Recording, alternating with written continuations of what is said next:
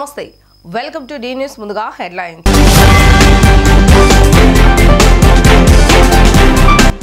ఇబ్రహీంపట్నంలో మాజీ మంత్రి జోగి రమేష్ ఇంటి వద్ద భద్రతను పెంచిన పోలీసులు ఇటీవల జరుగుతున్న దాడుల దృష్ట్యా ఎలాంటి అవాంఛనీయ ఘటనలకు తావు లేకుండా ముందస్తు జాగ్రత్తలు తీసుకున్న పోలీసులు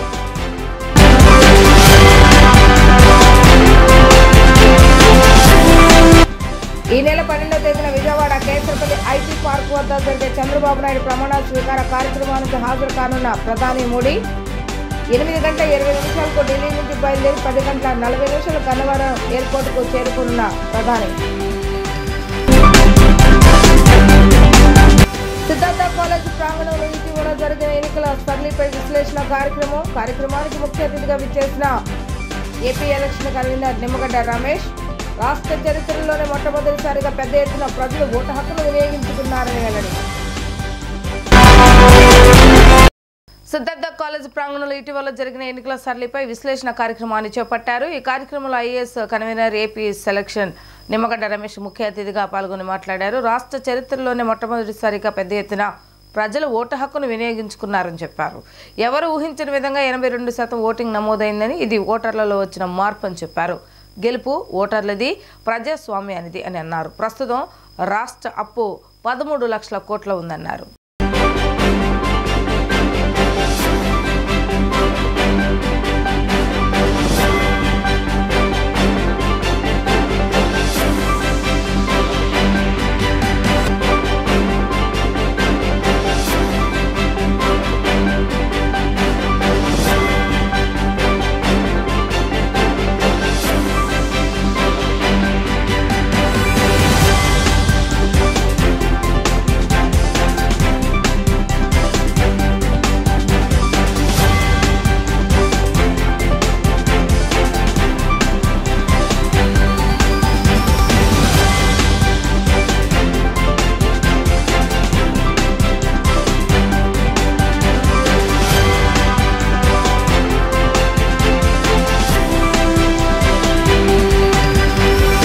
ఈ రోవింగ్ బ్యాండిట్స్ అంటే ఈ వచ్చి పందిపోట్లు వచ్చి ప్రజల మీద దోచుకుని వెళ్ళిపోయే సెటిల్డ్ అగ్రికల్చర్ సెటిల్ అయిన తర్వాత సర్ప్లస్ జనరేషన్ని, ఆ సర్ప్లస్ని దోచుకు వెళ్ళిపోయే బ్యాండిట్స్ని స్టేషనరీ బ్యాండిట్స్ రిప్లేస్ చేశారు. డిగ్రీలు టెంపరేచర్ కూడా తగ్గటం చేత పెద్దవాళ్ళు, వృద్ధులు వీళ్ళందరూ కూడా అసౌకర్యానికి పెద్దగా లోనవ్వకుండా ఓటు వేయటం కూడా జరిగింది. ప్రభుత్వ ఉద్యోగులు కూడా ఎంతో సహకరించారు, అది మీరు మర్చిపోవద్దు. ఇంతకుముందు ఎవరో చెప్పినట్లు 12 గంటలు దాటితే ఈ ఈవీఎంస్ పనిచేయవు, మరి తిరిగి కొత్త ఈవీఎం తీసుకొచ్చి రీప్రోగ్రామ్ చేయాలి, ఎందుకంటే ఆ డేట్ లైన్ మారిపోతుంది. ఈ ఎన్నికలు, దాని తీరుతెన్నులు, సరళి, అలాగే ఈ ఎన్నికల సందర్భంగా ప్రజలందరూ తెలుసుకోవాల్సినవి, ప్రజలందరూ నేర్చుకోవాల్సినవి ఈ శీర్షిక కింద నిమ్మగడ్డ సురేష్ కుమార్ గారు ఐఏఎస్ ఇంతకుముందు మన ఎలక్షన్ కమిషనర్గా చేశారు. వారి సహకారంతో చాలా మంచి కార్యక్రమాన్ని పెద్దలు పివి రమేష్ గారు, వారు ఐఏఎస్, అలాగే ఇంకా కట్ అవుతాం.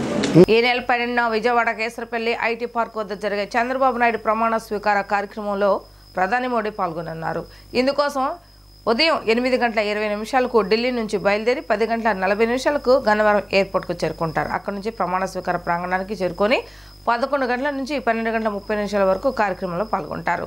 12 గంటల 45 నిమిషాలకు విమానంలో భువనేశ్వర్ పర్యటనకు బయలుదేరి వెళ్తారు.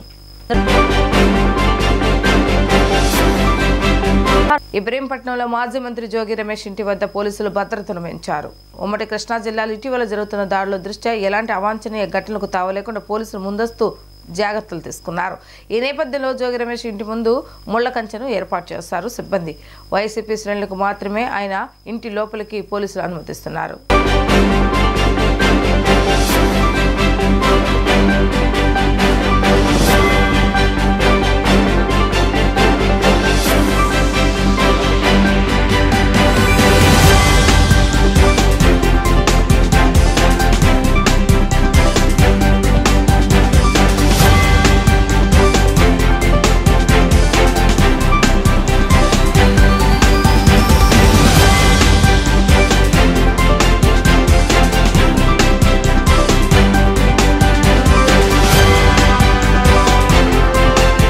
బీసీల సంపూర్ణ మద్దతు ఇచ్చిన కారణంగానే మహాకూటమి అఖండ విజయం సాధించిందని వక్తలు పేర్కొన్నారు. బీసీలకు తమాషా ప్రకారం పరిపాలన పదవులను కేటాయించాలన్నారు. బీసీ కార్పొరేషన్ ఏర్పాటు చేసి వారి సంక్షేమం కోసం నూతన ప్రభుత్వం తక్షణమే చర్యలు చేపట్టాలన్నారు. నగర్ ప్రెస్ క్లబ్ లో ఆంధ్రప్రదేశ్ బీసీ సంక్షేమ సంఘం ఆధ్వర్యంలో సమావేశం జరిగింది. సంఘ అధ్యక్షుడు కె శంకర్రావు మాట్లాడుతూ మహాకూటమి విజయంలో రాష్ట్ర వ్యాప్తంగా బీసీలు కీలక పాత్ర పోషించారు. రాష్ట్ర వ్యాప్తంగా బీసీలు సంపూర్ణంగా పనిచేయడం వల్లే మహాకూటమి అఖండ విజయానికి ఒక కారణమన్నారు. బీసీల లెక్కల ప్రకారం పరిపాలనలో వారిని భాగస్వామ్యులు చేయాలన్నారు. బీసీల అభ్యున్నతి కోసం నూతన ప్రభుత్వం చర్యలు చేపట్టాలన్నారు. కోశాధికారి నాగమల్లేశ్వరరావు మాట్లాడుతూ బీసీలకు ప్రకారం అందవలసిన సంక్షేమ పథకాలను అమలు చేయాలన్నారు. బీసీలను భవిష్యత్తులో ఎవరు చిన్నచూపు చూడకూడదని అన్నారు. ఈ కార్యక్రమంలో బీసీ సంక్షేమ సంఘం నాయకులు మహంతి వాసు తదితరులు పాల్గొన్నారు.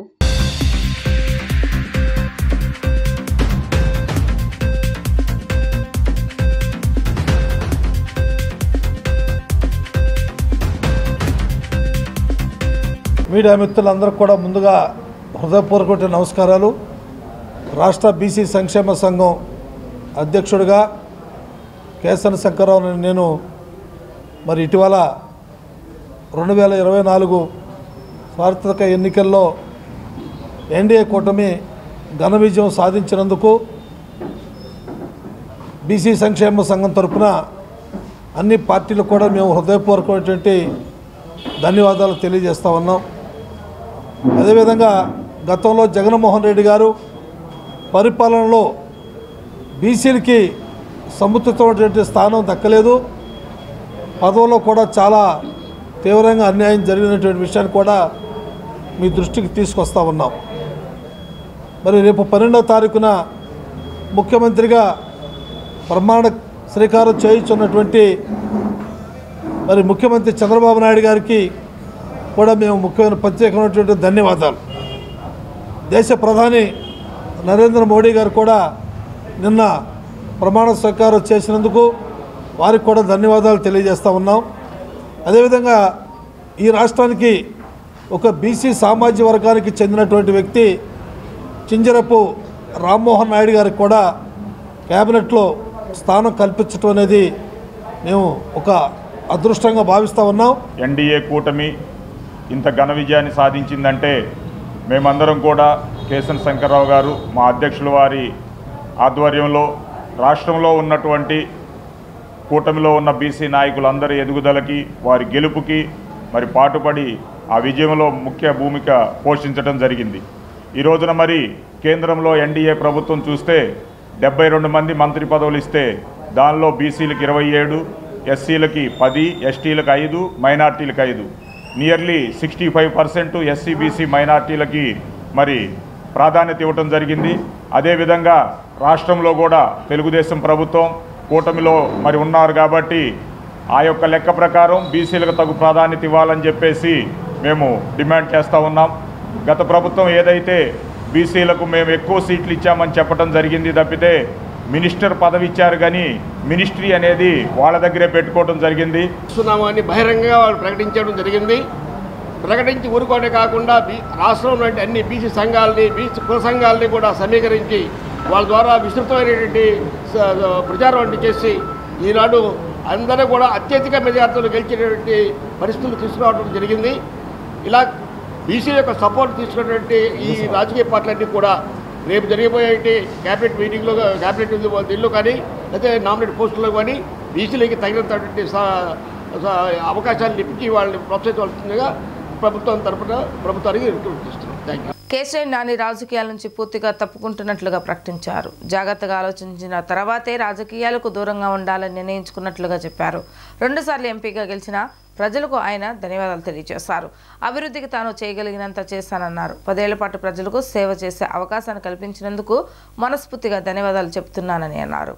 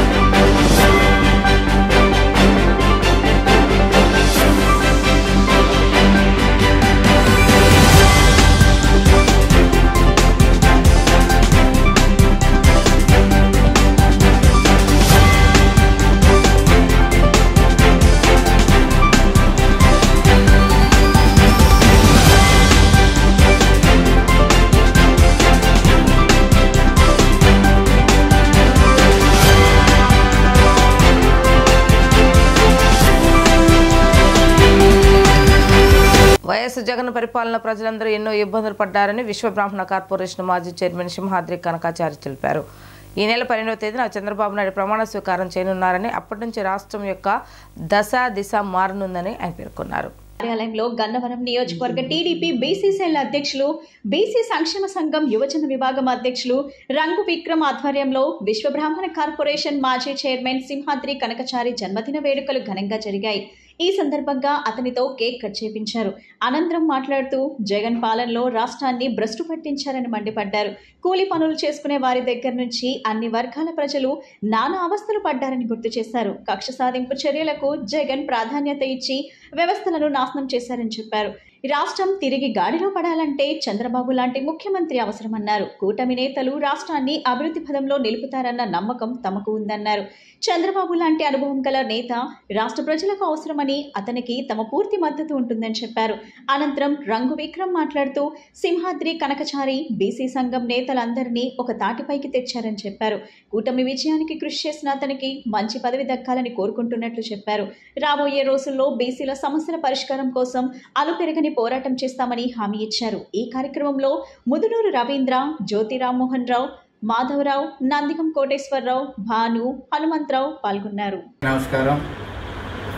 5 సంవత్సరాలు ఆంధ్ర రాష్ట్రంలో నరకాసుని యొక్క పరిపాలన చూసి జనాలు ఎన్నో విధాలుగా నరక యాతనలు అనుభవించారు.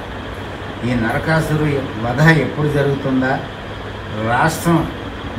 రాష్ట్రంలో మనం ఎప్పుడు సుఖశాంతులతో ఆరోగ్యాలతో ఉంటామా, మన పిల్లల భవిష్యత్తు కానీ మన భవిష్యత్తు కానీ రాష్ట్రం భవిష్యత్తు కానీ ఎప్పుడు బాగుపడుతుందా అని చెప్పి ఎంతో ఎదురు చూసిన వాళ్ళందరికీ కూడా రేపు 12వ తారీఖు చంద్రబాబు నాయుడు గారు కూటమి అభ్యర్థులు అందరూ కలిసి మరి రేపు ప్రమాణ స్వీకారం చేయబోతూ ఉన్నారు మంత్రులుగా. దీనితో ఈ రాష్ట్రం యొక్క పట్టినటువంటి దరిద్రం చీడ అన్నీ కూడా పోయి మరి నా భూతో నా భవిష్యత్తు అన్నట్టు రాష్ట్రం ముందుకు తీసుకెళ్ళడమే కాకుండా చంద్రబాబు నాయుడు గారి యొక్క సారథ్యంలో నవ్యాంధ్రగా ఈ రాష్ట్రం రూపుదిద్దుకోవడమే కాకుండా ఎంతో కాలంగా ఎదురు చూస్తున్నటువంటి అమరావతి కానీ, పోలవరం కానీ, మరి రైల్వే జోన్ కానీ ఇటువంటి అన్నీ కూడా సత్వరంగా అన్నీ కూడా అభివృద్ధి చెందుతాయి. ఇప్పటికే మీరు చూస్తూ ఉన్నారు. ఒక పక్క అమరావతిలో మరి అంతా కూడా పనులు మొదలైనవి. మరి ఈ విధంగా 12వ తారీఖు ప్రమాణ స్వీకారానికి అక్కడ మరి గన్నవరం దగ్గర అక్కడ కూడా సిద్ధమవుతూ ఉంది.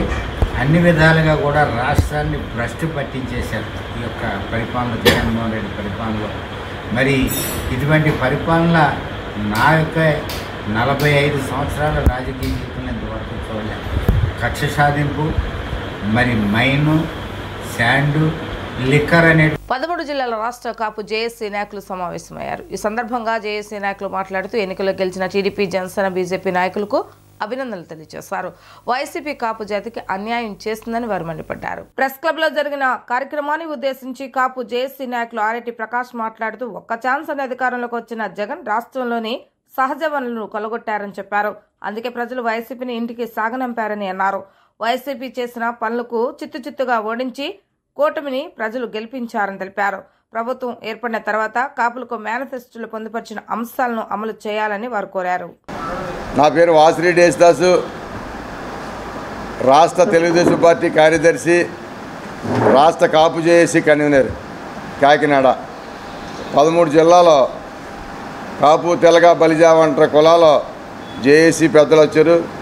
చిత్తూరు, నెల్లూరు, ప్రకాశం, ఒంగోలు, విశాఖపట్నం, విజయనగరం, శ్రీకాకుళం, విజయవాడ, పశ్చిమ గోదావరి, తూర్పుగోదావరి, ఈ ఉమ్మడి 13 జిల్లాల పెద్దలు కూడా ఈ కూటమి గెలుపుకి 13 జిల్లాలు తిరిగి కాపు, తెలగ, బలిజ వంటి జాతి ప్రయోజనాలతో పాటు ఈ రాష్ట్ర ప్రయోజనాలు కూడా మా జాతి కాపాడాలనే ఒక ఆలోచనతో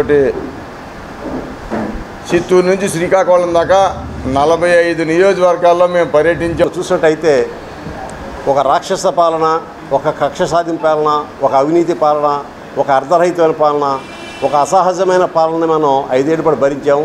ఒక్క ఛాన్స్ అంటూ వచ్చి ఒక్క ఛాన్స్లోనే ఈ రాష్ట్రంలో ఉన్న ప్రజల్ని, ఈ రాష్ట్రంలో ఉన్న వనరుల్ని కూడా పూర్తిగా నిర్వీర్యం చేసిన గొప్ప ముఖ్యమంత్రి మరి జగన్మోహన్ రెడ్డిని ఇంటికి పంపించడంలో కూటమి ఏర్పాటులో ప్రధాన పాత్ర పోషించిన పవన్ కళ్యాణ్ గారికి, గొప్ప రిఫార్మిస్టు, గొప్ప విజనరీ, గొప్ప పరిపాలనాధ్యక్షుడు, ఈ రాష్ట్రాన్ని అన్ని రంగాల్లోనూ వెనుకబడిన రాష్ట్రాన్ని శరవేగంగా ముందుకు తీసుకెళ్లా దమ్మున్న నాయకుడు చంద్రబాబు నాయుడు గారిని, అలాగే మరి కేంద్రంలో ఎంతో సపోర్ట్ చేసి ఇవాళ తిరిగి మూడోసారి మరి పదవిలోకి వచ్చిన నరేంద్ర మోడీ గారికి శుభాకాంక్షలు. చేసిన కాపు సోదరులందరికీ కూడా, కాపు పెద్దలందరికీ నా నమస్కారం. మరి నిన్న జరిగిన ఎన్నికల్లో మీ పాత్ర చాలా ముఖ్యమైనది. అన్ని కాన్స్టిట్యున్సీల్లో కూడా తిరిగి మీరు ఈ కూటమిని గెలిపించినందుకు మనం అందరం ఐక్యంగా ఉండి మనతో పాటు వెనకబడిన కులాలకు కూడా ఆకుల రామకృష్ణ జేఏసీ నాయకులు, కాపు, తెలగ, బలిజ, ఒంటరి కులాలు వారి యొక్క సమస్యల మీద అప్పటి తెలుగుదేశం ప్రభుత్వం మీద పోరాడి అనేక విజయాలు సాధించాం. కానీ తర్వాత జరిగిన పరిణామాల్లో జగన్ గారి హయాంలో జరిగినటువంటి నష్టాన్ని వివరిస్తూ మొన్న సార్వత్రిక ఎన్నికల్లో రాష్ట్ర వ్యాప్తంగా అటు శ్రీకాకుళం, చిత్తూరు వరకు కూడా అనేక నియోజకవర్గాలు పర్యటించి ఈ కాపు, తెలగ, బలిజ, ఒంటరి కులాలకు జరిగిన అన్యాయం, అదే రకంగా పౌర సమాజానికి జరిగిన నష్టం, మూడో అంశంగా రాష్ట్ర అభివృద్ధి విషయం, ఈ మూడు అంశాల మీద కూడా విస్తృతంగా ప్రజలను చైతన్యపరచడం జరిగింది. మరి వారు ఈ రోజున ఈ తీర్పు చూసిన తర్వాత ఈ మూడు అంశాల్లోనూ మరి రాష్ట్ర వ్యాప్తంగా ఉన్న ప్రజలందరూ కూడా స్పందించి రాష్ట్ర ప్రయోజనాలు, అట్లాగే ఈ యొక్క వ్యవస్థల యొక్క భ్రష్టు పట్టిన విధానాలు ఇవన్నీ కూడా చూసి ఒక ఇందుపురం ఎమ్మెల్యే సినీ నటుడు నందమూరి బాలకృష్ణ జన్మదిన వేడుకలు ఘనంగా జరిగాయి. ఈ సందర్భంగా మొగల్రాజపురంలోని సెంట్రల్ నియోజకవర్గం ఎమ్మెల్యే బొండా ఉమా నివాసంలో కేక్ కట్ చేశారు. అనంతరం ఆయన మాట్లాడుతూ బాలకృష్ణ పుట్టినరోజు సందర్భంగా రాష్ట్ర వ్యాప్తంగా సేవా కార్యక్రమాలు జరుగుతున్నాయని గుర్తు చేశారు. బాలకృష్ణ సేవాభావాలు కలిగిన వ్యక్తి అని కొనియాడారు. సినీ నటుడుగా హిందీపురం ఎమ్మెల్యేగా అనేక సేవా కార్యక్రమాలు చేసిన ఘనత బాలకృష్ణదని ఆయన చెప్పారు. సేవాభావాలు కలిగిన వ్యక్తి అని కొనియాడారు. సినీ నటుడుగా హిందూపురం ఎమ్మెల్యేగా అనేక సేవా కార్యక్రమాలు చేసిన ఘనత బాలకృష్ణది అని చెప్పారు.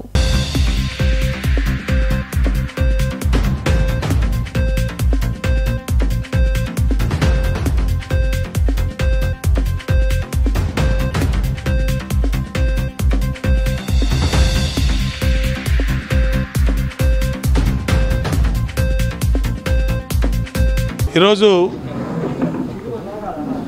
నందమూరి వారసులు, హిందూపురం శాసనసభ్యులు, మా నాయకులైనటువంటి నందమూరి బాలకృష్ణ గారి పుట్టినరోజు సందర్భంగా తెలుగుదేశం పార్టీ రాష్ట్రం నలుమూలలా కూడా అనేక సేవా కార్యక్రమాలు ఆయన పుట్టినరోజు సందర్భంగా చేయడం జరుగుతూ ఉంది.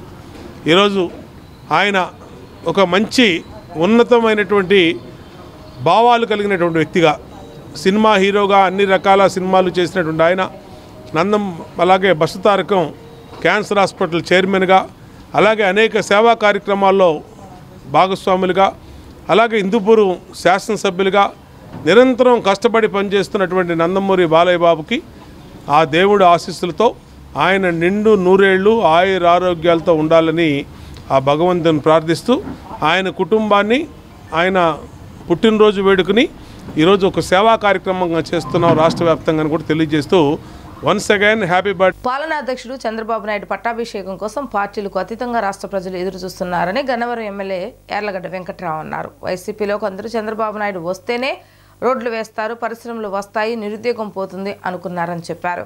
గత ప్రభుత్వ దోపిడీ వల్ల అన్ని వర్గాల ప్రజలు ఇబ్బంది పడ్డారు. వైసీపీ చేసిన తప్పులకు శిక్షగానే ప్రధాన ప్రతిపక్ష హోదా లేకుండా తీర్పు ఇచ్చారని యార్లగడ్డ అన్నారు.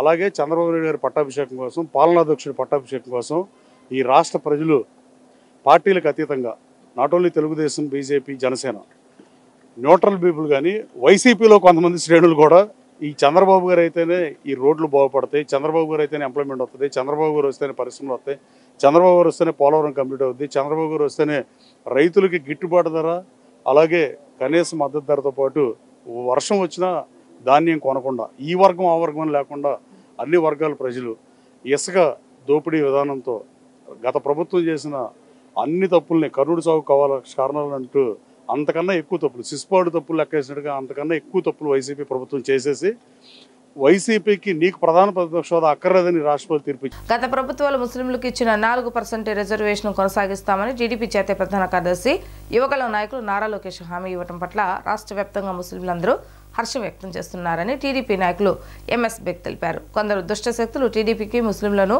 దూరం చేసేందుకే కుట్రపూర్త ప్రచారాలు చేశారని ఆరోపించారు.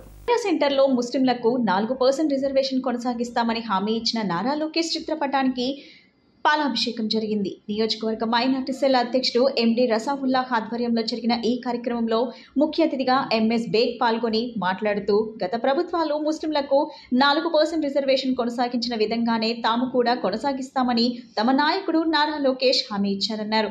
ముస్లింలను తెలుగుదేశం పార్టీకి దూరం చేసినందుకు కొన్ని దుష్ట శక్తులు అసత్య ప్రచారాలు చేశారని విమర్శించారు. చంద్రబాబు అమరావతిని రాష్ట్రాన్ని అభివృద్ధి చేస్తారని, కేవలం అభివృద్ధి సంక్షేమం మాత్రమే ఆయనకు తెలుసన్నారు. కులాలు మతాలు మధ్య కుమ్ములాటలు పెట్టే పార్టీలు వేరే ఉన్నాయని వారికి ప్రజలు ఎన్నికల రీతిలో బుద్ధి చెప్పారన్నారు. గత ప్రభుత్వ పాలనలో రాష్ట్రంలో అన్ని రంగాలు పూర్తిగా వెనుకబడిపోయాయని వాటిని అభివృద్ధిలోకి తీసుకురావడమే ధ్యేయంగా చంద్రబాబు పాలన ఉంటుందన్నారు. అందుకు ఉదాహరణ చంద్రబాబు ప్రమాణ స్వీకారానికి ముందే అమరావతిలో అభివృద్ధి పనులు ప్రారంభమయ్యాయని తెలిపారు. ఈ కార్యక్రమంలో పార్టీ ముస్లిం నేతలు పాల్గొన్నారు. అందరికి నమస్కారం. జూన్ 4వ తారీఖున ఎన్డీఏ కూటమి ఘన విజయం సాధించిన తర్వాత అటు కేంద్రంలోనూ ఇటు రాష్ట్రంలోనూ ఒక మంచి సుపరిపాలన రాబోతుందని చెప్పి ప్రజలందరూ కూడా విశ్వసించి మనందరినీ కూడా అధికారం మనం అప్పచెప్పడం జరిగింది. ఈ నేపథ్యంలో మనం అందరం చూసాం, నిన్న నరేంద్ర మోదీ గారి ప్రధానమంత్రిగా 3వసారి ప్రమాణ స్వీకారం చేయడం, దాంతోపాటు మన ఆంధ్రప్రదేశ్ నుంచి కూడా 3 మంత్రులను కూడా అవకాశం కల్పించడం ఆ క్యాబినెట్లో చాలా సంతోషకరమైన విషయం. ఈరోజు నారా చంద్రబాబు నాయుడు గారు, పవన్ కళ్యాణ్ గారి యొక్క పాత్ర కేంద్రంలోనూ రాష్ట్రంలోనూ చాలా కీలకంగా మారినందుకు మనమందరం కూడా నారా చంద్రబాబు నాయుడు గారి యొక్క నాయకత్వాన్ని, అలాగే పవన్ కళ్యాణ్ గారి యొక్క నాయకత్వాన్ని బలపరుస్తూ ఇక్కడ ఆంధ్ర రాష్ట్రంలో అభివృద్ధి, సంక్షేమం, సురక్ష, భద్రత అనే అంశాల మీద మనమందరం కూడా ముందుకెళ్తామని చెప్పి ఇటు రాష్ట్ర రాజధానిగా అమరావతి, పోలవరం అనే 2 అంశాల మీద ముందడుగేసి నిన్న నారా చంద్రబాబు నాయుడు గారు కూడా మొట్టమొదటిసారిగా అమరావతిలో మళ్ళీ ఆయన ప్రమాణ స్వీకారం చేసే ముందే కార్యక్రమం మొదలెట్టారు. వార్తలు ముగించే ముందే హెడ్లైన్స్ మరొకసారి.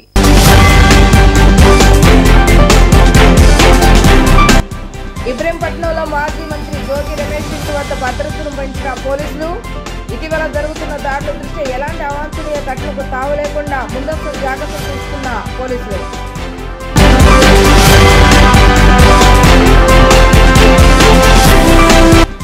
ఈ నెల 12వ తేదీన విజయవాడ కేసరపల్లి ఐటీ పార్క్ వద్ద జరిగే చంద్రబాబు నాయుడు ప్రమాణ స్వీకార కార్యక్రమానికి హాజరు కానున్న ప్రధాని మోడీ 8:20 ఢిల్లీ నుంచి బయలుదేరి 10:40 గన్నవరం ఎయిర్పోర్టుకు చేరుకున్న ప్రధాని.